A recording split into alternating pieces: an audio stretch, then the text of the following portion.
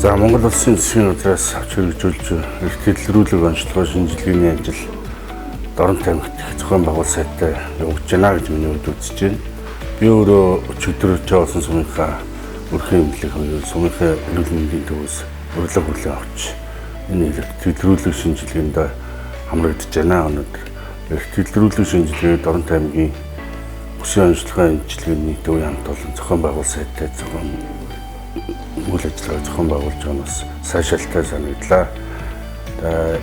Нэг зэгтээ ирж бид бүхэл төрлийн шинжилгээ урьдчилан үйлчлэг онцлогоонууд өгч 2 өдрийн дотор бид өөрийнхөө биеийн байдлыг бүрэн онцлуулж эмчлүүлэх зөвлөгөөгөө авч чадж байгааг их сайшаалтай санагдаж байна гэж бодож байна. Тэгээд иргэд та бүхэн бас энэхүү эрт хэлрүүлэг онцлогын шинжилгээнд хамрагдаж өөрийнхөө цаг тухайд нь өвчнөөс урьдчилан сэргийлэх сайхан боломж байгаа юм байна гэж үзэж байна. Яаж хамрагдах вэ гэвэл бас өрхийн эмнэлэгтэй хандах хэрэгтэй. Өрхийн эмнэлэгтэй хандсанаар танд урилга өгнө. Урилга өгснээр та цагаа авч аймгийн төвийнхөө бүсийн онцлогын эмчилгээний төвийн эрт хэлрүүлэгт хамрагдах боломжтой.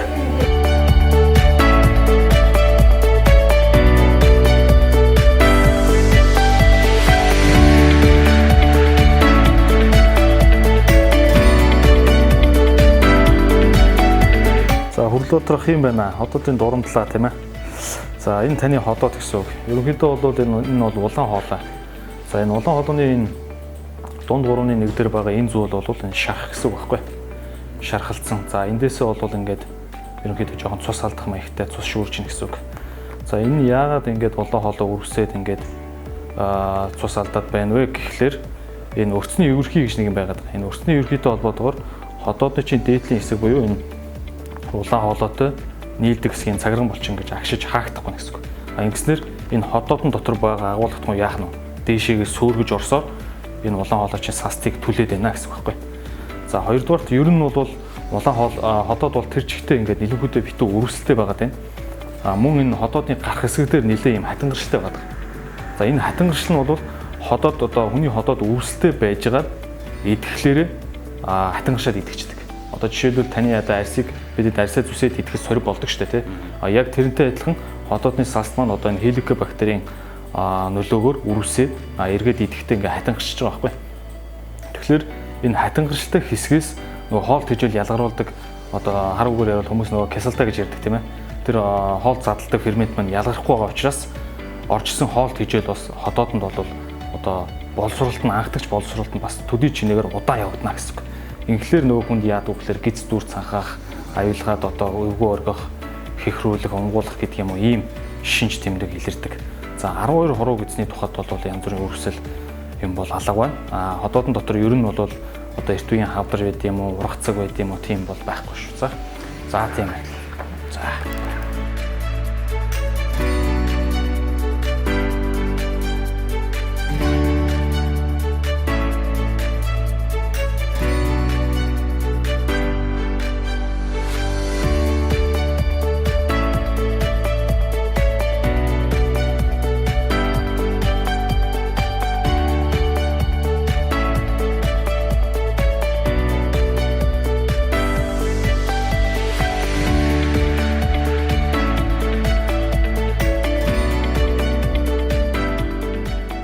За манай Дорнот аймгийн хэмжээнд 2021 оны 9 сарын 1-ээс эрт хэлрүүлгийн дурангийн онцлогоо хэрэгжиж эхэлсэн байгаа. За энэ хүрээнд өнөөдрийн хүртэл өдөрт 25 орж байгаа. Яг тэгээд татгалцсантайгаа ингээд харьцуулаад үзэхээр дунджаар нэг өнөөдрийн хүртэл 300 хүн орсон байна. За үүнээс бол дийлэнх өвчлөл бол хотоодны өрөвсөл, за шархлаа, за зарим төрлийн ургацгууд, за ховор тохиолдолд бол нэг 3-4 тохиолдол бол одоогийн байдлаар бидэрт кейс нь бол хотоодны адвансд буюу төгсгөлийн шатанд орсон юм хавдар илэрсэн байна. За зарим тохиолдолд бол шаардлагатай тохиолдол бол бидэд ургацэг хотоодны эмгэг салстаас эдийн шинжилгээ, биопси шинжилгээ авч байгаа. За энэ маань бол юу гэдгийг хотоодны эрт үеийн хавдрыг онцлох зорилгоор шаардлагатай тохиолдолд ингэж эдийн шинжилгээ авч байгаа. За энэний хариу болвол 10-аас 14 хоногийн дараа гардаг учраас яг одоогор бол хотоодны эрт үеийн хавдар илэрсэн одоо ийм кейс бол байхгүй байна. Гэхдээ ер нь хотоодны үргэлжил шархлаад өвчлөл бол дийлэх өвчлийн эзэлж байгаа учраас одоо энэ эрт илрүүлэгтээ одоо монголчууд доронтын одоо ард түмэн маань та бүхэн бас идэвхтэй хамрагдаарай гэж бас хүсэх байна.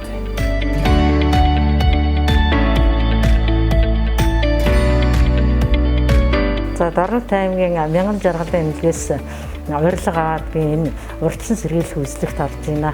За энэ урьдчилан сэргийлэх үзлэгт ороход бол бүх шинжилгээнүүд хийгдэж байна. Зүрхний бичлэг, дорон, эхо, хадаадны дорон, эхо, зүрхний бичлэг ерөнхий шинжилгээнүүдийг авч байна. Сэтгэл их өндөр байна. Энийг яснаа.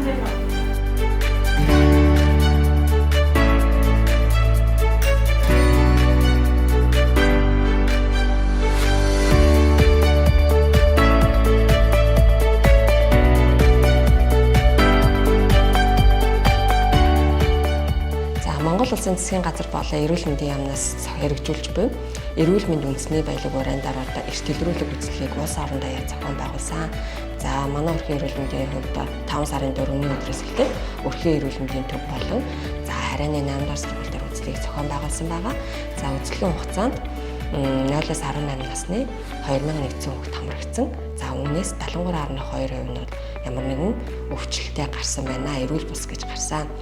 За нийт өвчлөлийг аваад үзэхэд болохоор шүд амны өндөө өвчлөл болохоор 71.1%, илүүдэлчин буюу тархалт нь 16.2%, за нүдний эмэг 0.7%, бусад эмэг нь 0.8% эзэлж байгаа. За мөн өсвөр насны хүүхдүүдийн дунд сэтгцийн тулгамдсан асуудалтай хүүхдүүд бас гарч ирж байсан. Үүнд бол 16 хүүхэд ямар нэгэн байдлаар сэтгцийн тулгамдсан асуудалтай гэж гарсан байна.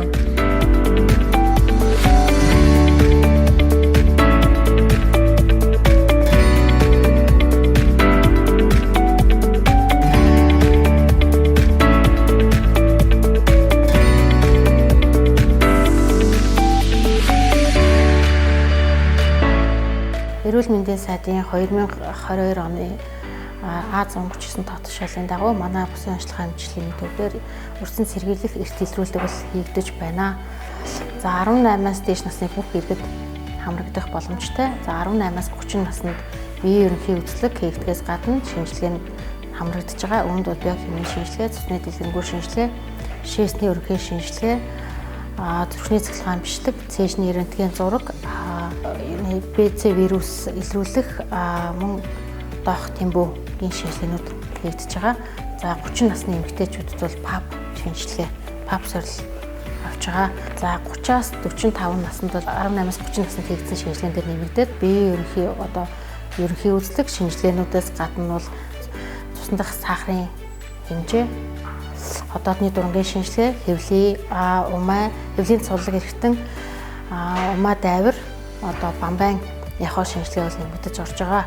45-аас дээш наснд бол одоо өтгөнд далд эдгээр шинжилгээнүүдээр нэмэгдээд өтгөнд далд цус илрүүлэх шинжилгээнүүд бол нэмэгдэж орж байгаа. Урьдчилан сэргийлэх үзлэгт одоо ингэж урьдчилан сэргийлэх үзлэгийг хийснээр бол аливаа өвчнийг бол илрүүлэхээс гадна өвчин илрүүлэхэд эрт хяналтанд орж хүндрэлээ сэргийлэх бол ач холбогдолтой байгаа. 2022 оны 9 сарын 20-ны байдлаар бол манай хамрагдсан иргэдээс зонхлон бол хоол боловсруулах хэрэгтэн тогтолцооны эмгэг өвчлөл бол илүү зонхлон одоо илэрч байгаа. Мөн бөөр шилсэлруулах замын өвчлөл, цусны даралт ихсэх өвчин бол зонхлох хувийг л эзэлж байгаа. Одоогоор манай бүсийн онцлог эмчилгээний төвд хамрагдсан иргэдээс шинээр бол хавдар онцлогдоогүй байгаа.